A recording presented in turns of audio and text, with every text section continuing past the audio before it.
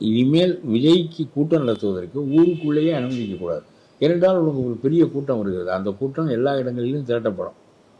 கோயம்புத்தூருக்கு வந்தால் கொங்கு மண்டலத்தில், மதுரைக்கு வந்தால் மதுரை, திருச்சிக்கு வந்தால் திருச்சி, இப்படின்னு ஒரு 5-6 மாவட்டத்தில் உள்ள இளைஞர்களை திரட்டி விட்டாலே ஊர் நாடிவிடும். அரசியலுக்கு அவர் வந்துட்டாரு, மக்களோட சந்திப்புன்னாச்சு.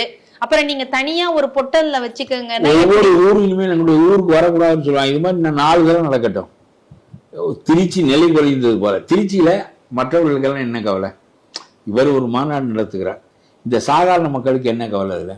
அதில் அவன் மருத்துவமனைக்கு போகணும், வெளியே போகணும், கடத்தெருவுக்கு போகணும். சனிக்கிழமை அது விடுமுறை நாள் இல்லை. அவர்கள் போவது பூராவும் நின்று விட்டது, எல்லாமே நின்று விட்டது. திருச்சி தடுமாறியது. ஒரு தடவை தடுமாறினா உன்னுடைய மதிப்பை காட்டும். ஒவ்வொரு ஊருக்கும் நீ போவா, ஒரு ஊர்லேயும் ஊர்வலம் நடத்துவா, ஒரு ஊர்லேயும் தடுமாறும்.